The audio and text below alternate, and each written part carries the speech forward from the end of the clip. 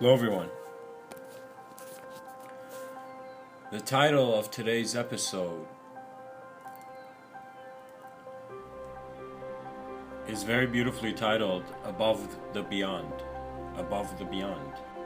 And so, you might be that kid in a bus stop or a subway station waiting to go home, listening to that track by Above and Beyond named Alchemy, and wondering about the alchemy of reality. And so, what is one's freedom song when they are looking above their beyond? Our attention is an inspiring force that we cannot see it, but it is functioning us. We must always wonder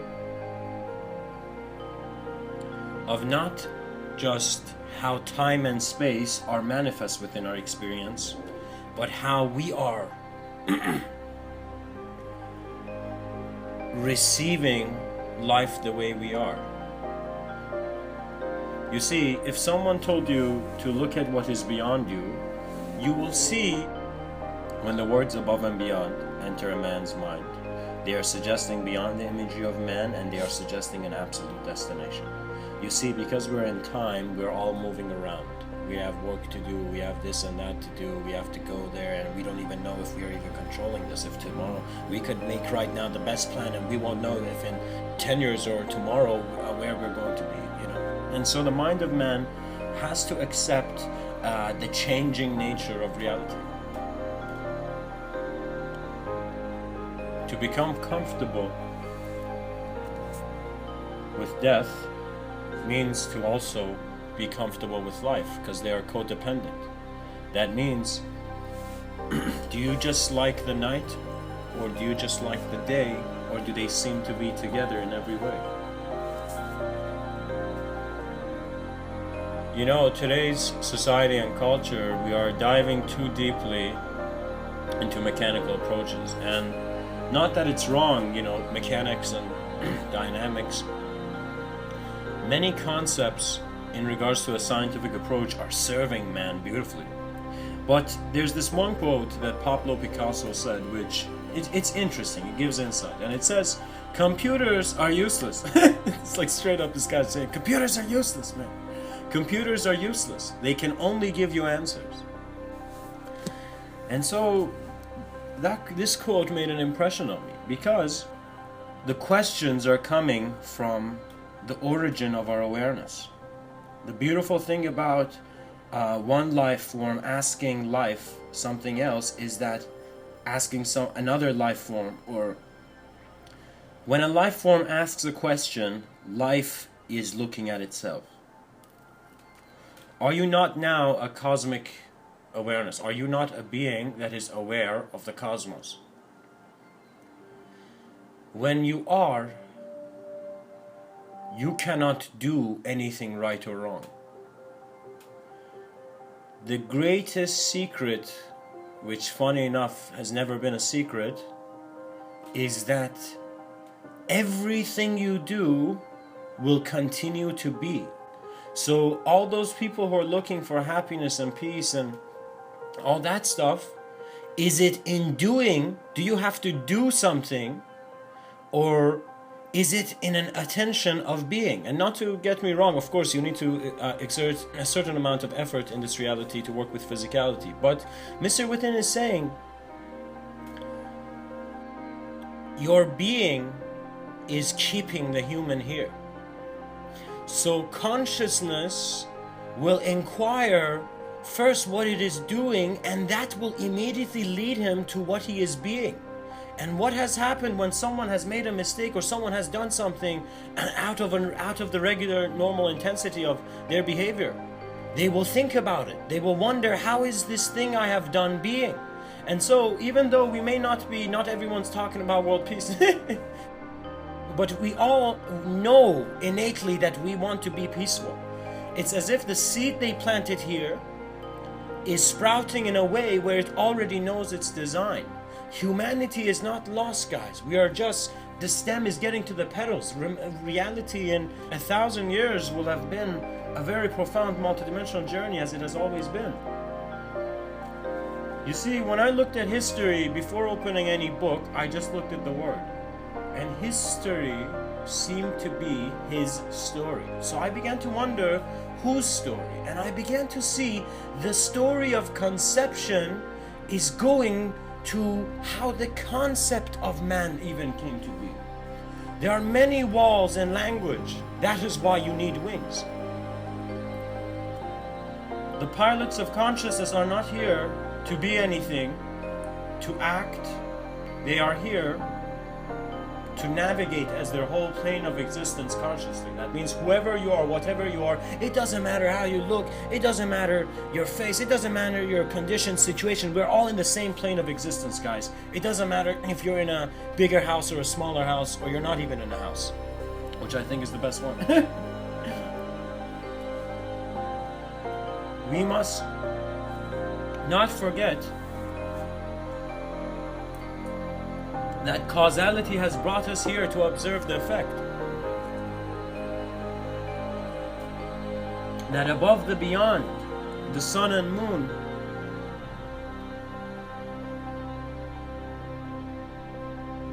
belong to the attention that is. My friends, back then, the pilots of consciousness landed very profound ancient books. Ancient wisdom has bloomed very deeply on this plane of existence. And so now it is up to us to see that our breath will become the bridge of the inspiration of the past and the future to meet in the present. All is serving the present moment. And it's very beautiful, guys, because I was walking in the park, and while I was walking, I suddenly wondered, who is it that is moving? Like, really, I was wondering, who is it that is moving beyond the name, beyond the biology, you know, beyond the ideology? And as I was walking in the park, I realized the whole moment is so vast that language is just 0.0000000, whatever amount of zeros you like, 0.001% of the intelligence that you are, not something that you gotta do. You know, there's raises are only a human idea in regards to work. But guys, you see, Mr. Within finds the cosmos is preparing the human species for its great work, which is an awareness to its totality. That means, regardless of where you go, can you not be total? Isn't it not the spotlight of our attention that is lighting up this world? So where does the light come from? Does starlight need names to know it is present? Sometimes I find consciousness and language are lovers, which they know for the best they must let go. And you know, guys, there have been many beings. I mean, I looked at Buddhism, and Buddhism is a very, very beautiful and peaceful light of passage, to some degree, of course, in Mr. Within's view. And all religions have their glow, but there is one sun.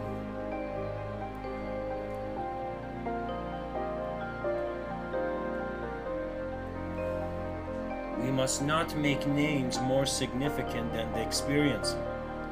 We are no longer here just wanting freedom of rights. We want freedom of experience, which means that it is the whole the cosmos is giving you that access. The cosmos is like, here you go, bro. It's all yours.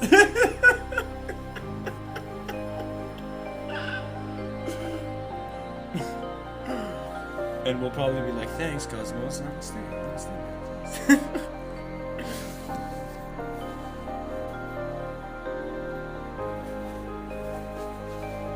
All choices are sacred once consciously done, guys.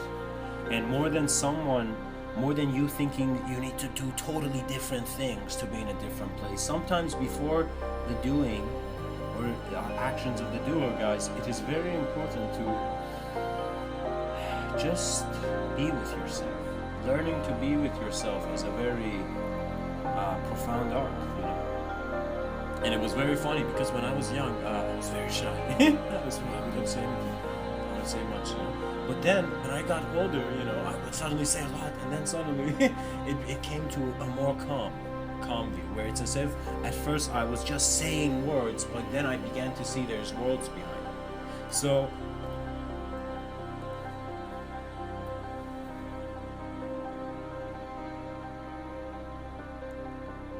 above the beyond, beyond the above, the mirror of life is a glance at all that you are.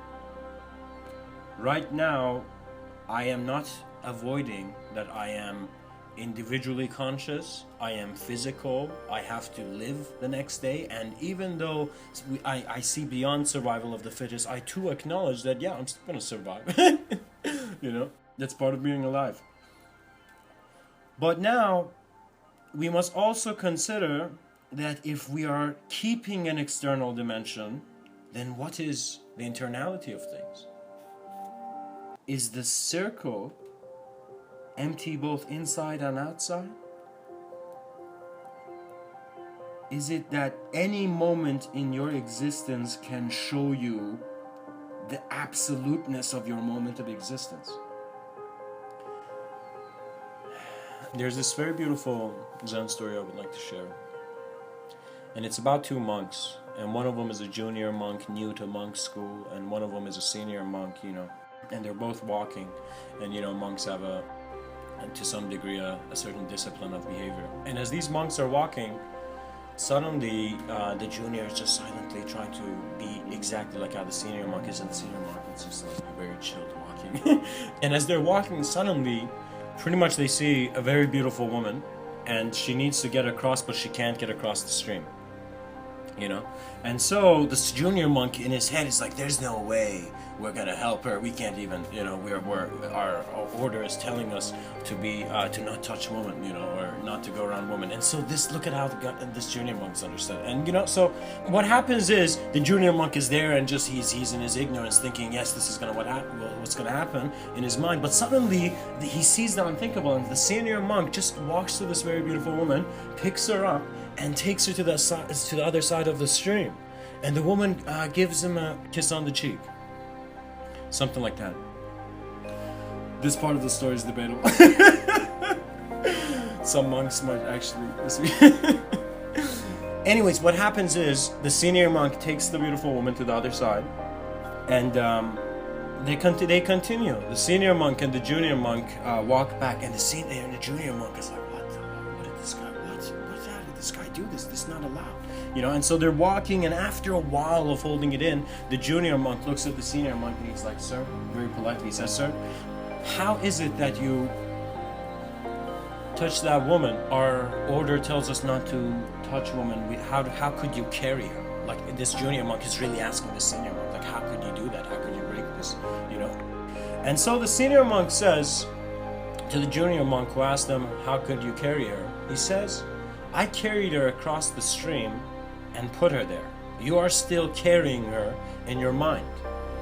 And this is very profound, because this is where the junior monk begins to suddenly comprehend that it's not about acting and doing all these actions blindly, thinking that there's a reward. You know, it's as if the junior monk begins to see it's about the mindfulness to how you are life attention that is boundless, you know. And so you don't have to carry imagery that is not serving you.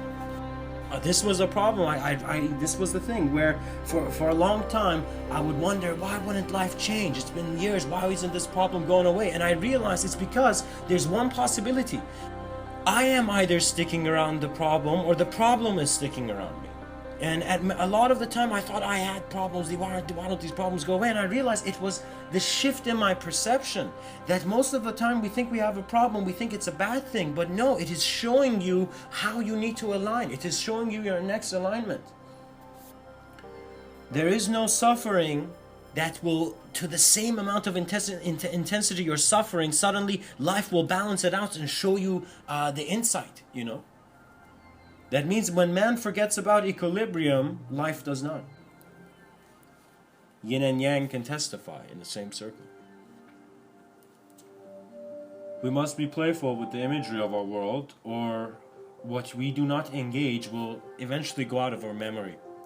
That means you must find an exuberance where more than you're planning what to do, or you have everything planned, and you're thinking of your house of cards or something, Instead of that, you need to just be in the moment and try to just see if you're comfortable experiencing life in the moment.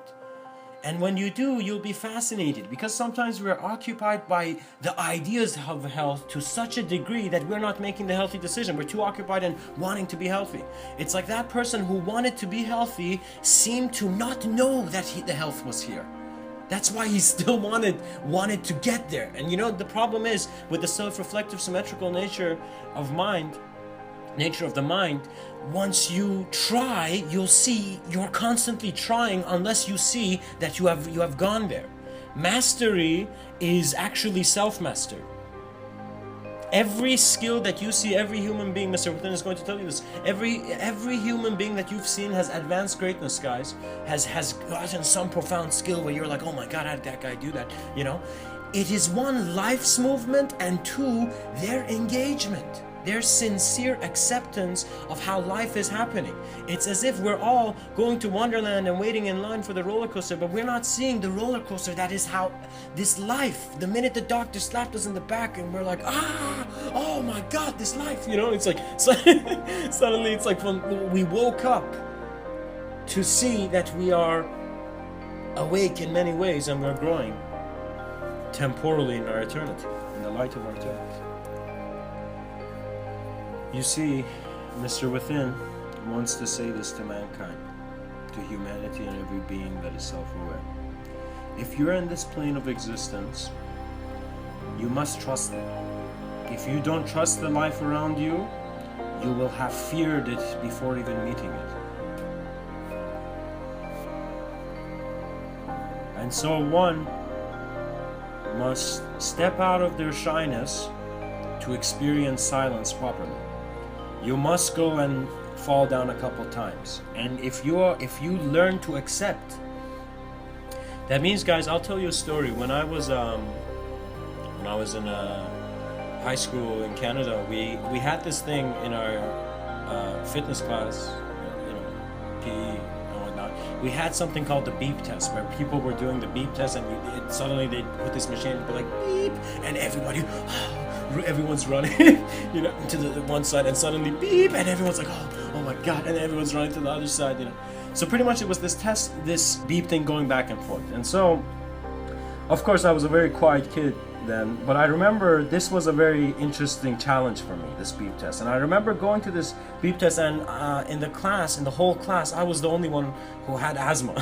Like, I had this serious sport asthma, which after 20 minutes of running, I'd be like, you'd be like, oh my god, did this guy just come from a desert? You'd see how much I'm panting, it's like as if how would I say it? It's as if once the asthmatic condition occurs, your breathing reduces, as if less oxygen is being received. So pretty much in this class, I remember, and I'm there, and I remember going to the side, like I usually would go and be alone. So I would go and I remember before the test began, in my own mind, I put the intention of trying to get to the max, So I remember going to the side, tying my shoes and getting ready. And the thing starts, beep, everyone's running. And so I remember at the time I began, I was running and the beep thing was going, and suddenly out of the 30 people in the class or so, suddenly one by one they started going off. And I remember something that really motivated me there was not just a girl I liked who was just watching me, but also the fact that I was wondering how far can my intensity of effort go. And I remember in that beep test, everybody came out bit by bit, and I don't know how. I think I was semi-unconscious while I was running, but I remember I had gone to the point where I was the third person remaining in the whole class. And of course, it was a very simple beep test. I mean, it wasn't that much of a big deal. In my mind, it was like the Olympics, So I remember going, and at the end, I can't go to first. I reach a point where I look at my body, and I'm just knowing that if I run anymore, I will not be able to see the finish line, you know. So I remember being in that third position. I stop and I see those two going, and in my mind was still running, you know. But I get out, and I remember I get out and I go out, you know, and I'm just panting like, and I just go out and I just lie down on the ground somewhere, and I just put my hand over my forehead and I'm just breathing, you know. And I remember that years later, I always wondered, why did I go that far? You know, why did I go there? It was so useless. Like later on in my life, I looked at that moment, I was like, that was meaningless. Why did I run that much? You know, what was the intensity? But suddenly, later on, I realized that in that moment, it wasn't an effort only from the body. It was as if my body was listening to the clarity of my intention to move. Do you know? And so, within us, there is a very profound intelligence that is keeping us here. And once you trust it and you open up to it as if you, how would I say it? Your lover becomes your moment. You fall in love with your moment, and any being that enters is an emissary of that love. You will see. It is like we are keeping people as people. We are keeping imagination as imagination. We are keeping reality in its certain density of realness. But let us just visualize right now. Our technology advanced to such a degree that virtual reality became like you would come home after work and you know, put your coat and your, you know, like typical bag on the side, you know, and you just go and connect to this virtual reality where you'd be flying over clouds or something. Let's say some technology like that developed. We would see eventually, regardless of how much we are saying we're a physical being, we are advancing through very non-physical views. So man, what is serving mankind is not just his physical implication, but also his non-physical implication. And that means right now we are saying we exist, but guys, we are going to see non-existence is going to come up and say, I exist too. Because the observance of the mind is the clarity of every truth. That means any form that comes in front of it, you will see it is your intelligence. That means right now I say an apple. Some people are seeing Eve holding it. Some people are seeing Newton holding it. But you will see, you are seeing your vision. You are seeing your memory, your experience, everything that you have received. And it seems like we are not seeing it, but we are walking physically, but around us there are, how would I say it? It's as if there are many great lights that we are walking in. And we must never think we are blind. Even if we don't have eyes, we will still rise. That is the nature of the sun. Regardless of how much the darkness talks smack, it keeps, you know, radiating its presence. And that's what I realized. You are not here to put a sticker of a standard on your forehead and just live it with a limited vision. You are here to be present within limitless vision. And trust me, any being who is mighty enough to sincerely, with all their effort, regardless of their panting, regardless of their asthma, regardless of whatever hindrance, whoever you are, aim for life. Have a directness where you will see it wasn't Moses' staff that opened the waters, the Red Sea. It was Moses' intention where he was like, life, you have brought me here. Now show me why. And the waters opened. And so you must cross over any passage, any written documentation to explore the depths of your mind, which are unspeakable. If someone is telling you how your mind is, one, they are doing a disservice, but at the same time, they are your greatest teacher.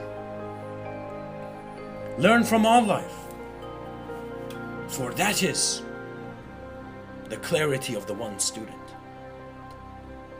That hate will come, hate is gonna, you know, run around, just walking around the street, you know, just being crazy, you know, cruelty is gonna go around still being crazy and whatnot. We're still going to see these folks, which we, to some degree in our nature and consciousness, know that we don't need to have. In other words, guys, freedom comes with a collective conscious clarity. And so before politics, there is the politics of life. There is the calm in the storm. And there is the whisper of dawn to the whole galaxy, you know. It's very interesting. It's like I remember my school earlier. We would have these auditoriums, you know, where everybody would go in there, and some, you know, two kids who were chosen, you know, the chosen speakers. These guys would go there, and they would begin reading the announcements of the school, pretty much. You know.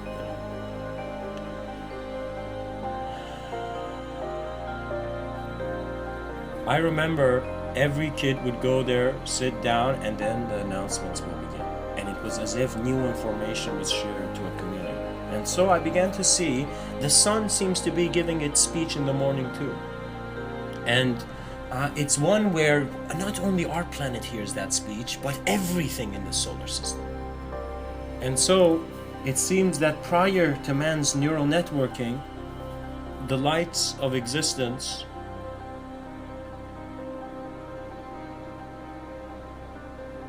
stand to sit again. Cherish your moment. It is your connection with all that is. Life will guide you. I mean, you got it to some degree. Trust yourself, and you will see. Your moment can never be wrong or right. It is clear in its nature. It is absolute. And when they asked Sri Ramana Maharshi, what is meditation? He said, meditation is your true nature. It is the revelation of the spark within more than the spark without. Self-inquiry is to ask who is the seer, and in that sight, you are the greatness of experience. The cosmos knows we are here. That is why we cannot die. We live on through the mind of Starlight. Above the beyond, all are one. Much blessings and namaste.